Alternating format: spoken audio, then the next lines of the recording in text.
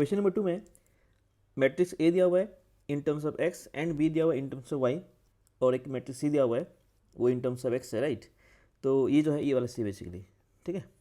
अब यहाँ पे बोल रहा है कि if A B equal to C, तो मैं पहले यहाँ पे ए बी निकाला, ठीक है, जो कि 4x 0 4 प्लस वाई और 1 आ रहा है, और उसको मैं कंपेयर किया सी के साथ। तो करस्पॉन्डिंग एलिमेंट्स को जब मैं कंपेयर कर रहा हूँ तो यहाँ देखो यहाँ फर्स्ट 4x है, यहाँ पे 4 है, तो 4x इक्वल टू 4, तो x will be 1। Next 4 plus Y will be x which is 1। तो यहाँ पे जब I will solve for y I will get y equal to कितना -3। So x is 1 and y is -3, right. Next sub part में यहाँ पे एक diagram दिया हुआ है, ठीक है। बेसिकली हम लोग क्या कर रहे हैं, सिलेंडर को दो हिस्से में कट कर रहे हैं। तो as soon as you cut it ना, तो देखो यहाँ पे क्या होगा, ये जो क्रॉस सेक्शन है, राइट, ये क्या होगा, ये एक रेक्टेंगल से मिलेगा, ठीक है। सो लिखा हुआ है कि solid metallic cylinder is cut into two identical halves along its height, ठीक है। और क्वेश्चन में डायमीटर दिया हुआ है 7, तो r 7 में 2 आ गया, और हाइट दिया हुआ है 10 सेम, राइट। तो फर्स्ट पार्ट बोल रहा है the total surface area both the halves including, मतलब दोनों का मिलाकर। एंड सेकंड सब पार्ट में बोल रहा है the total cost of painting two halves at the rate 30/cm², right. तो देखो यहाँ पे हुआ क्या, जो टोटल सर्फेस एरिया होगा, इमेजिन करो सिलेंडर एज इट इज़ है, राइट। तो उसका जो टोटल सर्फेस एरिया होगा क्या था 2πr+h, ठीक है। जब तुम कट करोगे ना तो एरिया जो है, दो एरिया ऐड होगा नया, ठीक है। जो मैं बोला था ना यहाँ पे दो रेक्टेंगल है वो ऐड हो जाएगा, राइट। और रेक्टेंगल का एरिया क्या होता है, लेंथ इंटू ब्रेथ। तो यहाँ पे जो लेंथ है लेट से वो सिलेंडर का हाइट हो गया, और जो ब्रेथ है वो क्या होगा उसका डायमीटर, राइट। तो यहाँ मैंने क्या किया, ठीक है, यहाँ मैंने 2LB जो अपन यूजुअली करते हैं रेक्टेंगल के एरिया में, ठीक है, लेंथ और ब्रेथ के लिए मैंने यहाँ पे क्या पुट किया, डायमीटर और हाइट पुट किया, राइट। तो पाई क्वेश्चन में दिया हुआ है 22/7। तो सारे वैल्यू पुट करने के बाद जो एरिया आ रहा है, ठीक है, वो आ रहा है 437 cm², ठीक है। और टोटल कॉस्ट ऑफ पेंटिंग मतलब पर cm² अगर 30 रुपीज़ है तो टोटल कॉस्ट कितना आएगा 13,110 आएगा। ये तुम्हारा रुपीज़ में आ गया, क्लियर है, ठीक है। नेक्स्ट थर्ड सब पार्ट में क्वेश्चन में दिया हुआ है 15, 30, 60, 120 और GP। तो पूछ रहा है find the nth term in terms of n and how many terms of the GP will give the sum 945, right. तो फर्स्ट हमने निकाला a, यानी फर्स्ट टर्म कितना है 15, फिर निकाला कॉमन रेशियो r 30/15 बोलो या 60/30 बोल लो, r2 आ गया। तो nth टर्म का फॉर्मूला क्या होता है a r2 n - 1। a कितना है 15 फर्स्ट टर्म, r कितना है 2 कॉमन रेशियो, तो tn यानी जो इन टर्म्स n आ गया वो आ गया 15 × 2 n - 1। फिर लेट्स से कि भाई n टर्म्स का सम 945 आ रहा है, ठीक है। तो मैंने लिखा a r2 n - 1/r - 1। a को पुट किया 15, r को पुट किया 2, राइट।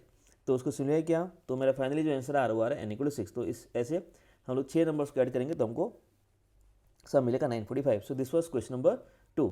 नेक्स्ट क्वेश्चन नंबर 3, ठीक है। सो क्वेश्चन नंबर 3 में जो फर्स्ट सब पार्ट है, right. So first sub part में क्या बोल रहा है, factorize sin cube plus cos cube, ठीक है। तो यहाँ पे हम फॉर्मूला अप्लाई करेंगे कौन सा a³ + b³ का, राइट। तो S you know a³ + b³ का जो फॉर्मूला होता है फैक्टराइज वाला वो होता है, ठीक है, a + b, ठीक है, a² - ab + b² होता है, राइट। तो यहाँ पे a की जगह मैंने लेट से पुट किया साइन और b की जगह कॉस पुट किया, ठीक है। तो sin theta plus cos theta, ठीक है, into sin² - sin cos plus cos²। और यहाँ पे तुम देख सकते हो यहाँ पे sin² प्लस cos² कितना हो जाएगा 1 हो जाएगा। तो उसको मैंने, ठीक है, यहाँ पे उसको पुट कर दिया, राइट। अब हो रहा है hence prove the following identity, मतलब उसको यूज़ करते हुए वो रहा है कि sin³ theta plus cos³ theta upon sin theta plus cos theta plus sin theta plus sin theta cos theta it should be 1, right. तो ये जो वैल्यू है इसको ना रिप्लेस कर दिया, ठीक है, जो पहले हमने निकाला था, राइट। तो sin theta plus cos theta cancel हो जाएगा। सो 1 - sin theta cos theta plus sin theta cos theta, तो कितना आ गया 1 आ गया। तो ये हेंस प्रूव्ड हो गया, क्लियर है, ठीक है। नेक्स्ट सेकंड सब पार्ट, यहाँ पे सर्कल का डायग्राम दिया हुआ है और यहाँ पे जो मैं येलो कलर में शेड किया हूँ इस सब का वैल्यू पूछ रहा है, राइट। तो will start with angle OQM, right. तो OQM देखो, क्योंकि तुमको पता है कि भाई यहाँ पे जैसे फॉर एग्जांपल जो OQ है, राइट, वो रेडियस हो गया और जो PR है वो क्या हो गया टेंजेंट हो गया, तो वहाँ पे एंगल 90 बनेगा, राइट। तो यहाँ मैंने क्या लिखा देखो, एंगल OQP कितना है 90 डिग्री, तो OQM कितना आ जाएगा 90 - 42 यानी 48, बस हमारा, ठीक है। अब सिमिलरली अगर हम बात करेंगे OSM का ऐसे ज़रूरत नहीं था, मैं निकाल लिया बस, ठीक है। ये वाला जो है ये इतना मेरे ख्याल से रिक्वायर्ड नहीं था यहाँ पे, ठीक है। तो नेक्स्ट सब पार्ट बोल रहा है क्यू एन एस, ठीक है। क्यू एन एस जो है वो ये वाला की बात करें, क्यू एन एस यहाँ पे देखो राइट। तो क्यू एन एस कैसे निकालेंगे, क्यू एन एस पिछले सम है किस का, क्यू एन एम और एम एन एस का राइट। तो 42 उधर से आ जाएगा ऑल्टरनेट सेगमेंट थ्योरम से, और 25 इधर से आ जाएगा, इधर वाले में क्यू एम टेंजेंट है, उधर वाले में एम एस टेंजेंट है। तो 42 प्लस 25 कितना आ गया 67 राइट। और फिर पूछ रहा है Q O S, Q S basically क्या है, ठीक है, सेंटर में बन रहा है वो, सेंटर में क्या होता है, angle at centre is twice angle at circumference right. तो मैं यहाँ रीजन भी लिख दिया हूँ, ठीक है, 2 टाइम्स 67 कितना हो गया, ठीक है 134। नेक्स्ट अब हो रहा है क्यू एम एस, तो यहाँ पे देखो क्यू एम एस एन क्या है, साइक्लिक क्वाड्रिलेटरल है, तो वहाँ पे अपन ऑलरेडी एन निकाल चुके हैं। एन अगर 67 होगा तो ये कितना आ जाएगा 180 माइनस 67 विच इज़ 113, ठीक है। नेक्स्ट अभी फिलहाल मेरे पास ग्राफ नहीं था तो मैं इसको यहीं पे ड्रॉ करके समझा रहा हूँ, ठीक है। तो बोल रहा है यूज़ ग्राफ पेपर 2 से 1 यूनिट, बोल रहा है प्लॉट ए बी सी। तो पहले अपन प्लॉट करेंगे पॉइंट ए बी सी, ठीक है, A0,3 B2,1 C4,-1। फिर बोल रहा है कि बी और सी को रिफ्लेक्ट करेंगे वाई के अबाउट राइट।